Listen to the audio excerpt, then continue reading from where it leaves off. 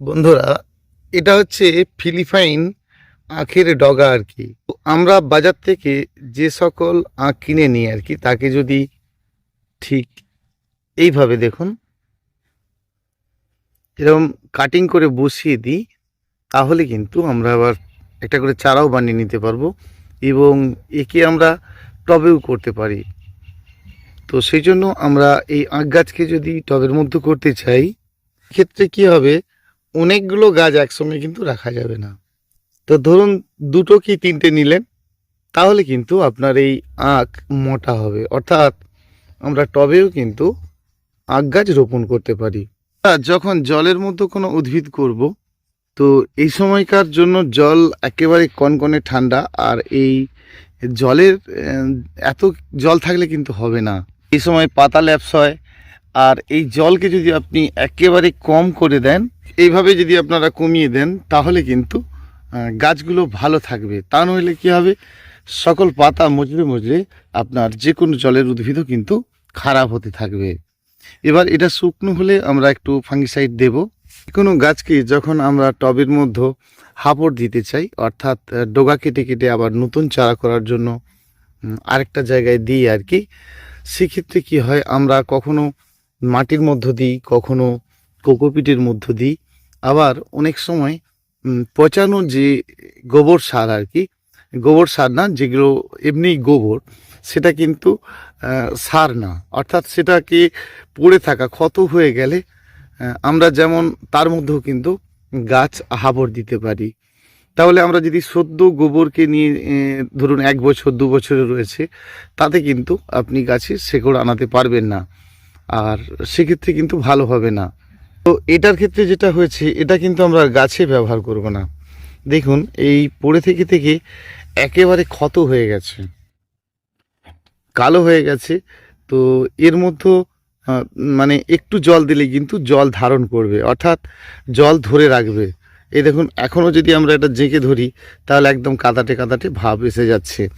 অর্থাৎ আমরা এর মধ্যে কিন্তু গাছকে এভাবে আবার হাঁপড় দিতে পারি, তাতে কিন্তু গাছ হবে। আবার আমরা কোকোপিটের যে বাটগুলো হয়, সেগুলো কিন্তু কিনে নিয়ে এসে সেটাকেও আমরা একটু জল দিয়ে ভিজিয়ে তার মধ্যেও কিন্তু আমরা হাঁপড় দিতে পারি। আবার শুধু বালির মধ্যেও দিতে পারি, বা সম্পূর্ণ মাটির মধ্যেও দিতে পারি। তো দেখুন এই সময় যদি আমরা পাউডার দিয়ে হাঁপড় দিই, তাহলে কি হবে, যে খুব তাড়াতাড়ি শেকড় এসে যাবে তা কিন্তু না। আর এটা কিন্তু সম্পূর্ণ রৌদ্রেতেই রয়েছে, কারণ শীতের রৌদ্র মানে বুঝতে পারছেন, একেবারে ছাওয়া রৌদ্র যাকে বলে। তো এই সময়কার জন্য আমরা যে কোনো গাছের ডগাকে যদি হাঁপড় দিই, একটু সময় নেবে। ধরুন যেটা 15 দিন হতো, সেটা 20 থেকে 25 দিন হবে, তবে শিকড় কিন্তু আপনি গাছে করে নিতে পারবেন। তো ডগার সাইজগুলো কিন্তু বিশেষ বড় নয়, দেখতে পাচ্ছেন 1 ইঞ্চির মতো করে সব গেড়ে দেওয়া রয়েছে। তাহলে আমরা 3 ইঞ্চি সাইজের ডগা কেটে নিতে পারি, আর তার থেকে কিন্তু আমরা আবার চারাও বানিয়ে নিতে পারি। এবং এই ডগাগুলোকে খুব একটা পাতলা দেওয়া নেই, দেখুন বেশ ঘনত্বে দেওয়া আছে, তাই না? তো এটা আলামুন্ডা একটি ফুলের গাছ। তো এখানে আমার প্রায় 100-র উপরে একটা পটের মতো দেওয়া রয়েছে। এটা হচ্ছে সেই ঝুমকো জবা, সেটাও কিন্তু 100 পিসের কাছাকাছি দেওয়া রয়েছে। তো দেখুন এটা রয়েছে আপনার ডরিচ কুইন, অর্থাৎ ডোরান্ডার যেটা সাদা। তো তাহলে কি হচ্ছে, এই ঘনত্বে থাকলে রৌদ্র গাছের উপরে যতই পড়ুক না কেন, মানে ডগা কাটিংয়ের উপরে রৌদ্র পড়লে আমরা স্বাভাবিকতা কি দেখি, যে সমস্ত পাতা শুকনো হয়ে নষ্ট হয়ে যায়। তো এটার ক্ষেত্রে কিন্তু তা হবে না, কারণ ডগাগুলো ঘনত্বে দেওয়া রয়েছে। তো উপর ভাগটা হয়তো একটু রৌদ্র পাবে, আর কিছু কিছু দেখা যাবে যে আস্তে আস্তে পাতা ওপরে শুকনো শুকনো হয়ে যাবে। তো এর কাণ্ড ভালো আছে, আর এর পাতাও কিন্তু ভালো আছে। তাহলে আমরা যে কোনো গাছকে এভাবে হাঁপড় দিতে পারি, আর এই হাঁপড় দিলে কিন্তু খুব একটা বেশি মাটির মধ্যে রোপণ করা নয়। দেখুন আমরা মানে এক একজন বন্ধু আমার এক এক জায়গায় থাকে, যেখানে কুরিয়ার করা যায় না, বা যেখানে গাছ পাওয়া খুব কঠিন ব্যাপার, তারা কিন্তু নিজেরাই গাছ তৈরি করে নিতে পারেন। রৌদ্র পাচ্ছে অথচ গাছটা টসটসে রয়েছে, একদম ফ্রেশ ফ্রেশ রয়েছে। তার কারণ কি বলুন তো, এই যে গোবর সারটা দেওয়া রয়েছে, সরি আবার গোবর সার বলে ফেললাম, মানে এই গোবরের যে পচানোটা দেওয়া রয়েছে, দেখুন একদম দীর্ঘদিন ধরে পড়ে থাকা তো, আর এতে জল দেওয়া মানে কিন্তু জল সাথে সাথেই ধরে রাখবে। অর্থাৎ আমরা এতে দ্বারা যেটা বুঝলাম, আমরা গোবর সারের যে ব্যবহার সেটা কিন্তু সঠিকভাবে করব। অর্থাৎ এই যে গোবর সারকে যদি আমরা 3 বছর 4 বছর ধরে রেখে দিই এবং সেটা পড়ে থাকে এবং তার মধ্যে আমরা বারে বারে জল দিতে থাকি, বা একটা বস্তার মধ্যে ভরে সেটাকে জলে ডুবিয়ে রাখি, তারপর কিন্তু সেটা আমরা এই হাঁপুড়ের কাজের মধ্যে লাগাতে পারি। কিন্তু ওটাকে যদি আমরা মাটির মধ্যে একেবারে দিতে থাকি, মেখে অন্য কোনো গাছ রোপণ করতে থাকি, তাহলে কিন্তু দেখি যে সেই গাছের সমস্যা হচ্ছে। অর্থাৎ গোবর সারের ব্যবহার আমাদেরকে সঠিক জানতে হবে। যখন এই গোবর সার মানে ভার্মিকম্পোস্ট বা গোবর সার আপনি যাই বলেন না কেন, বা পড়ে থাকা গোবর, সেটা কি হবে, ধীরে ধীরে আস্তে আস্তে কাদা টাইপের হতে থাকবে। আর তখনই কিন্তু একটু জল দেওয়া মানেই তাহলে কি হবে, সেটার মধ্যে একদম জল ধারণ করবে। অর্থাৎ আমরা এটাকে একবার জল দিয়ে এর হাঁপড়টা দিয়েছি, এখন কিন্তু 8 দিন 10 দিন এতটুকু জল লাগবে না। এই জন্য আমরা যখন কোনো হাঁপড় দিলাম, দেখুন এই ক্ষেত্রে আমরা কিন্তু এই গোবরটা কাজে লাগালাম। আবার আপনি এরকমই যদি খুব কালো হয়ে গেছে এমন গোবর নিয়ে গাছের মাটির মধ্যে মেখে গাছ রোপণ করেন, তাহলে কি হবে, সেই গাছের কিন্তু মাটির মধ্যে জল ধারণ করবে। অর্থাৎ বিশেষ করে আমরা যারা জবা গাছ রোপণ করি তাদের ক্ষেত্রে একদমই ভালো হবে না। তবে আমি আপনাকে বলবো, যদি আপনারা ব্যবহার করতেই চান তাহলে গাছ রোপণের সময়টা নয়, উপরে দেবেন। আসলে ব্যাপারটা কি বলুন তো, আপনি যেখান থেকে কিনছেন সেই দোকানদার আপনাকে কেমন দিচ্ছে, দেখা গেছে কেউ ভার্মি কম্পোস্ট বলছে যেটা ঝুরঝুরে হালকা, আবার কেউ বলছে যে এটা আমার ভার্মি কম্পোস্ট খুব ভালো কালো হয়ে রয়েছে।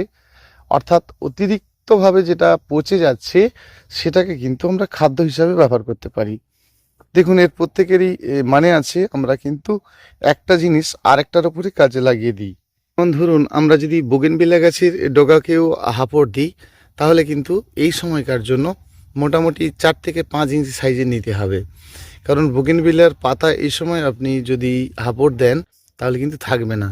এটাকে দেখুন সম্পূর্ণ মাটির মধ্যে রয়েছে, আপনি বালির মধ্যেও দিতে পারেন বা কোকোপিটের মধ্যেও দিতে পারেন, একটি চারা বানিয়ে নিতে পারবেন। বিশেষ করে ভার্মিকম্পোস্ট, কোকোপিট এইগুলো যদি আপনারা ঠিক শীতের মাঝামাঝি থেকেই ধরুন আরও কিছুদিন পর যদি আপনারা, বা শীতের শেষের দিকে যদি আপনারা টবের উপর ভাগে যদি চাপা দিতে পারেন, তাহলে কিন্তু আপনার গাছটি একদম সুস্থ থাকবে। অর্থাৎ আমরা যদি এই কোকোপিট, ভার্মিকম্পোস্ট এগুলো টবের ওপর ভাগটা চাপা দিতে পারি, ঠিক গরমের যে ভাব, মাটি অতিরিক্ত গরম যাতে না হয় সেই জন্য যদি আমরা দিতে পারি, সেটা আমাদের যেমন খাদ্য হিসাবে উপকার পাবো, আবার সেটা কিন্তু গাছের মাটির বেশ ঠান্ডা ময়েশ্চারটা ধরে রাখতে ভীষণভাবে সাহায্য করবে এবং গাছ কিন্তু আপনার তাতে একদম ভালো থাকবে। পরিমাণে গাছের ফুলকুড়িও বেশি আসবে। যদি দেখুন যখনই আপনি ভার্মি কম্পোস্ট, কোকোপিট মাটির মধ্যে মাখবেন, সেক্ষেত্রে দেখবেন বেশি বেশি পরিমাণে ফুল আসবে। তো এটাই তার কারণ থাকে যে আমরা যে ধরনের ভার্মি কম্পোস্ট নিয়ে মাটির সঙ্গে মেখে ফেলি, সেই ভার্মি কম্পোস্ট, কোকোপিট যাই হোক না কেন, সেটা সঠিক কিনা আমরা বুঝবো কিভাবে? তাহলে আমরা যদি এটাকে মেখে না দিয়ে উপরে দিই, আমরা কিন্তু বেশি বেশি গাছ অবশ্যই পাবো। তো আমরা যদি যে কোনো গাছের দেখি যে একেবারেই বৃদ্ধি চুপচাপ হয়ে রয়েছে, ছোট ছোট ডগা বেরিয়েছে তো বেরিয়েছে, বৃদ্ধি একদম হচ্ছে না, কারণ এই সময়কার জন্য মাটিতে কিন্তু রৌদ্র প্রবেশ করানোর দরকার আছে। অর্থাৎ আপনারা যদি ভার্মিকম্পোস্ট, কোকোপিট দিয়ে থাকেন, সেটা কিন্তু আরও একটু দেরি করে। এই জন্য আমরা এই সময়কার জন্য আমাদের যেটা করণীয় হবে, যে মাটি তো একেবারে শুকিয়ে রয়েছে, আর শীতের সময় মাটিতে যা জল দিচ্ছেন তা কিন্তু সম্পূর্ণভাবে রয়ে যাচ্ছে। সেই জন্য মাটিকে যতবার আপনারা 12 মাসি ফুল গাছের ক্ষেত্রে এলোমেলো করতে পারবেন, মাটির মধ্যে রৌদ্র প্রবেশ করতে পারবে, তত কিন্তু গাছের নতুন নতুন ডগার বৃদ্ধি হবে, সাথে সাথে কিন্তু পাবেন অনেক অনেক বেশি বেশি ফুল। এটি ইয়েলো ফ্লেক্সের গাছ, দেখুন একসঙ্গে ফুল হলে বেশ ভালো লাগে, যদিও গাছটা ছোট তাহলেও ফুলের কুড়ি সংখ্যা দেখছেন কত বেশি, বেশ গাঁটে গাঁটে ফুল আসছে। আর এই গাঁটে গাঁটে ফুলগুলো আসে যখনই গাছ দেখবেন যে লালচে সবুজ থাকে। সেই জন্য আমরা যখন কোনো খাদ্য দেব, ধরুন আপনি দোকান থেকে যে সকল খাদ্যগুলো কেনেন আর কি, বা বাড়ির বানানো খাদ্যগুলো দেন, কিচেন কম্পোজ বা আপনার ভাতের মাড় এসবগুলো যে দেন, খুব ভালো, চায়ের পাতা এগুলো অবশ্যই দেবেন। তো যখন আমরা দোকান থেকে কিনে নিয়ে দেব, অবশ্যই সেক্ষেত্রে কিন্তু আমরা যেটা করব, যে অতিরিক্ত তার সাথে কিন্তু নাইট্রোজেন সার বেশি দেব না। কারণ অবশ্যই যারা নাইট্রোজেন সার দেব তাদের মাটির মধ্যে যদি অতিরিক্ত হালকা ভাব থাকে, গাছ সবসময় লালচে ভাব থাকে, গাছের গ্রিন ভাবটা খুব কম, সেক্ষেত্রে নাইট্রোজেন সার কিন্তু ব্যবহার করব। কিন্তু যদি দেখি আমাদের গাছ সবসময় সবুজ থাকছে, একদম ফ্রেশ থাকছে, গাছের পাতা হলুদই হচ্ছে না, তো যেমন আমাদের গাছের পাতা হলুদ হয়ে যাওয়া নিয়ে সমস্যা থাকে, তখনই কিন্তু আমরা সবুজ করার জন্য বেশিরভাগই কিন্তু নাইট্রোজেন ব্যবহার করে ফেলি। কারণ গাছের অবস্থা খারাপ দেখে ভালো লাগে না, সেক্ষেত্রে কি করি, বেশি করে আমরা নাইট্রোজেন সারগুলো বেশি ব্যবহার করে ফেলি। দেখুন, নাইট্রোজেন গাছের অত্যন্ত জরুরি লাগবে, তার মানে এই নয় যে আপনি অনেক বেশি দেবেন। সময়কার জন্য গাছের কিছু পাতা ঝরবে, নতুন আবার ডাল শাখা বেরোবে, আর ফুল কুড়িয়ে কিন্তু ভরতে থাকবে। যখনই আমরা অতিরিক্তভাবে এগুলো না দেব, তখনই কিন্তু আমাদের ফুলকুড়ি ভরে উঠবে। অবশ্যই আমরা একটা সময় দিয়ে গাছের হেলথ তৈরি করব, এবং নাইট্রোজেনের সারের বেশিরভাগই আমরা যেটা দেখি, যখন বাজার থেকে আমরা কিনে নিয়ে আসি, দেখা গেছে আপনি 10-26 নিয়েছেন, ডিএপি নিয়েছেন, 28-28 গোমর নিয়েছেন, ইউরিয়া নিয়েছেন, এইভাবে 4-6 রকম নিয়ে নিলেন। আবার সেখানে দেখা গেছে জৈব সারের মধ্যেও আপনি আরও 3-4 রকম দিলেন। তাহলে কি হচ্ছে, আপনার অর্ধেকটা হয়ে গেল না? সেজন্য যদি যে কোনো গাছে আমরা দিতে থাকি, জৈব সারের ভাগটা যদি বেশি থাকে, 6, 8, 10 পর্যন্ত হয়ে যাক, নাইট্রোজেন সারের ভাগটা কিন্তু সবসময় আমাদেরকে কম রাখতে হবে। অর্থাৎ এদিকে 6-8 হয়ে গেলেও কি হবে, এখানে কিন্তু 2-এর বেশি নয়। অর্থাৎ আপনি ঠিক করবেন যেটা সম্পূর্ণ নাইট্রোজেন নয়, আপনার যাই হোক না কেন, সেটা আপনার ভার্মি কম্পোস্ট, কোকোপিট এগুলো দিচ্ছেন, সেগুলো সব জৈব সারের মধ্যেই রাখবেন। নাইট্রোজেনের সারের মধ্যে থাকলে সম্পূর্ণ নাইট্রোজেন সার নেই এরকমই সার কিন্তু আপনারা নেবেন। যেমন আপনারা নেবেন ডিএপি 10-26-26, যার মধ্যে কিন্তু সম্পূর্ণ নাইট্রোজেন সার নেই। তো সেইগুলো যদি আপনারা গাছের মধ্যে দিতে থাকেন, সেটা কিন্তু 2। অর্থাৎ এদিকে জৈব সারের ভাগ আপনি বেশি কমে কিছু যায় আসে না, পরিমাণে অনেক বেশি দিতে পারেন। কিন্তু দোকান থেকে যখন আমরা নেব, ধরুন সরিষার খোল নিয়েছি, বাদাম খোল নিয়েছি, লেদার মিল নিয়েছি, সবই কিন্তু সমান নেব। যেটা আপনি বেশি দেবেন সেটা আপনার বাড়ির। এবারে আমরা যখনই দেখব যে আমাদের গাছের রং লালচে ভাব রয়েছে, সেক্ষেত্রে কিন্তু আমরা ফসফেট এবং পটাশ, অর্থাৎ সুপার ফসফেট এবং পটাশ একেবারে কিন্তু দেব না। যদি দিই তাহলে কি হবে, গাছের অবস্থাটা কিন্তু ধীরে আরও খারাপ হতে থাকবে। গাছের রঙের সাথে যদি আপনি ফুল নেন, অর্থাৎ গ্রিনের সাথে যদি একটু হালকা লালচে ভাব এসেছে, সবুজের সঙ্গে যদি একটু লালচে ভাব এসেছে, সেক্ষেত্রে যদি আপনি গাছে আরও বেশিরভাগই সুপার ফসফেট পটাশ দিতে থাকেন, এই সময়টা কিন্তু আপনার গাছের ক্ষেত্রে দরকার ছিল না। কারণ আপনি ভার্মি কম্পোস্ট দিয়েছেন ওপরে, তারপরে আপনি কোকোপিট দিয়েছেন, সবই কিন্তু সুপার ফসফেটের কাজ করছে। অর্থাৎ কোনো খাদ্যকেই একক বেশি বাড়িয়ে ফেলবেন না। এগুলো বলার মানে হচ্ছে এটাই যে যখনই আপনি কোনো খাদ্য দেবেন, এই ভাগটা অর্থাৎ জৈবের ভাগ আপনাকে দিতে হবে, সাথে নাইট্রোজেনটাও দিতে হবে, সে আপনি যেইভাবেই দেন না কেন। কারণ যখনই দেখবেন যে আপনার গাছে ফুলকুঁড়ি আসা শুরু হয়েছে, কখনোই ভুল করে এই কাজগুলো করবেন না। ধরুন যে আমি একটু কলার খোসা দিই, একটু পেঁয়াজ খোসা দিই, এটাতে দিলে তো আমার ভালো ফুল হয়। আমি মানছি আপনার খুব ভালো ফুল হয় বা এটা আপনি দিয়ে উপকার পেয়েছেন, সেটা উপকার পেয়েছেন এই কারণে যখন আপনার কাছে ফুল ছিল না। কিন্তু যথারীতি আপনার গাছে ফুলকুঁড়ি শুরু হয়েছে, এখনও যদি আপনি দিতে থাকেন, তাহলে তার কাজ তো সে অবশ্যই করবে। সেজন্য আমরা যখন দেব, যে গাছে ফুলকুঁড়ি নেই সে গাছের ক্ষেত্রে কিন্তু এগুলো দেব। তাহলে কি হবে, সেই সকল গাছে ফুলকুঁড়ি ভরে উঠবে। সকল ধরনের গাছের পরিচর্যা আমাদেরকে দৈনন্দিন করে নিতে হয়, এবং আমরা বারে ঘুরিয়ে ফিরে সে সকল বিষয়গুলো জেনে নেব। শাক সবজি থেকে শুরু করে সকল কিছু গাছের মধ্যে কিন্তু আমরা সঠিকভাবে এই সকল খাদ্যগুলো দেব। যতটা নাইট্রোজেন সার থেকে কম দেবেন ততটাই ভালো।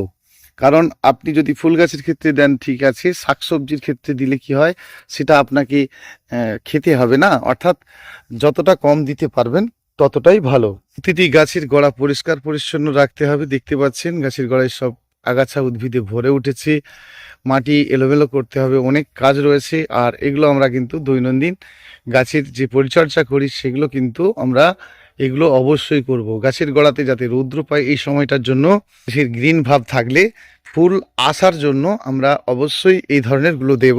সেটা হচ্ছে কলার খসা, সুপার ফসফেট, পটাশ পরিমাণ কম দেব। যখনই দেখব ফুলকুড়ি আসা শুরু তখনই কিন্তু বন্ধ করব। যখনই দেখব গাছে ফুল ভর্তি হয়ে গেছে তারপরে কিন্তু আমরা খাদ্য দেব। বানানো খাদ্যগুলো অবশ্যই দেব, বেশি ভালো কাজ পাবো। অবশ্যই লিকুইড তরল খাদ্য আমরা যেমন দিই সেটা তো দেব, কিন্তু ফুলকুড়ি থাকা অবস্থাতে নয়। যখনই দেখব গাছের চেহারা একদমই ভালো নেই, দুর্বল, সেক্ষেত্রে আমরা গাছের বৃদ্ধির জন্য কিন্তু চিন্তা নেব, যাতে আমাদের গাছের বৃদ্ধি ভালো হয়, গাছের রং সুন্দর হয়, গাছ কিন্তু তারপরে নিজের থেকেই প্রচুর ফুল আসতে থাকবে।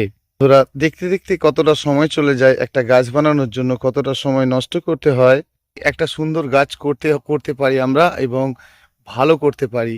সেজন্য আমরা সকল গাছের পরিচর্যাগুলো সঠিকভাবে যদি না নিই, আমাদের গাছ কখনোই তো ভালো হবে না। প্রতি সপ্তাহে 10 দিন অন্তর হলেও আমরা 10 দিন 15 দিন অন্তর হলেও একটু কীটনাশক ওষুধ দিই, যেটা কিন্তু লিটারে 1 ml করে আমরা দিই।